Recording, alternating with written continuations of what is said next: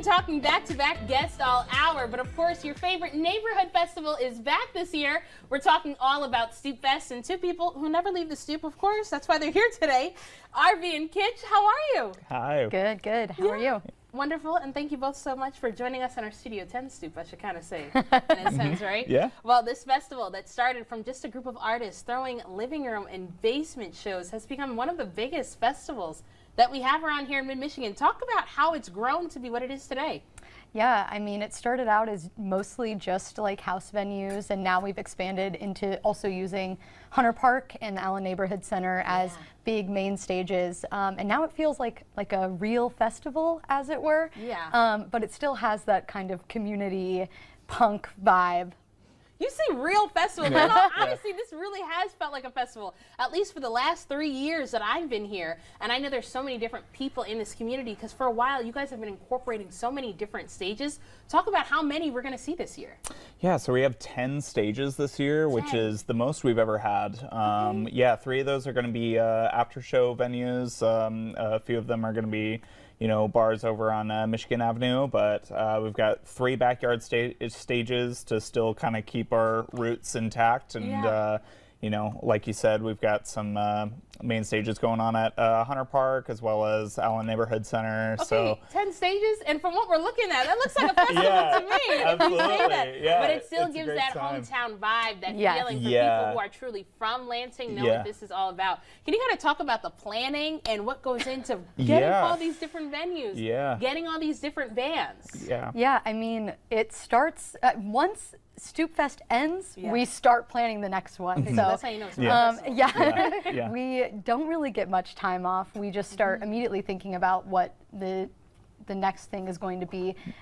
It's a lot of emails, a lot of figuring out schedules, praying that the weather will be good. That's usually a big facet. And then, I mean, we're 100% volunteer operated as well. There's a core group of about 10 of us that run the whole thing, and we have a lot of great volunteers that show up, you know, weekend of, and, you know, very grateful for you know, our community in that sense. But we're a 501(c), so all of the profits that we do get from the festival go right back into the bands. So yeah, it's a great way for us to, you know, bring that to build the music community here in Lansing and beyond. And we love people who support the artists. Okay, we've had a lot on this show today. Absolutely. And then you really hear the passion in your voice. I always hear that from someone. As soon as one ends, we're planning how to be bigger, how can we be better, how can we give more to the community. So that's so wonderful. Now there is a lot of other arts components, not just music. Talk about that we'll see at the festival. Yeah, so we always have vendors, and that's very much just open to people. Like, people will submit and say, I want to bring my, you know, crafts, or I want to bring, like, we even have a vendor who's doing like desserts this year, and like it's just any type of art that people can do, they can showcase at Stoopfest. I mean, it's not just about the music, it really is about the community at large, and there's a lot going on at A&C as well with their test kitchens. They are kind of doing like a food hall, and that's something that really can bring people in, and totally open to the public. Yeah, A&C is completely open to the public as well, non-ticketed, so people who want to get a taste of what Stoopfest is can check it out just at A&C as well. I love that art comes in a lot of different shapes, forms, sizes.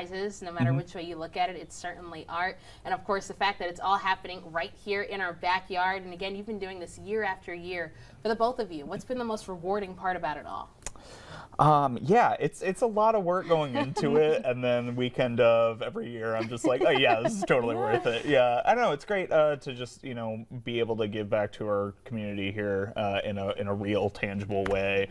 Yeah, it's my favorite part of the year every year. Lansing gets skipped on a lot of like big tours, like when bands are touring, Lansing gets skipped. So, that is so we true. really like to be able to bring all these artists who would otherwise not play Lansing ever to just directly to your backyard, figuratively and literally. And that's exactly why I love this community, because you guys are always putting mid-Michigan on the map.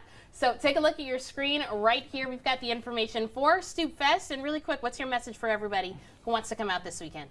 get out there. The weather's going to be beautiful. It's going to be so much fun. There's over 70 bands. It's going to be great. You're bound to find your new favorite band this weekend. True. So, yeah, we're happy to see you there. Absolutely. And we want to get tickets tonight because the pre-sale discount ends tonight at midnight. So tickets go up in price after midnight tonight, as it will be Day of Fest tomorrow and Saturday. So that's right. Yeah. Awesome. So make sure you head to the website, and of course, we'll see you guys on the stoop. Yeah. Thank you so much. Thank you. But also turning the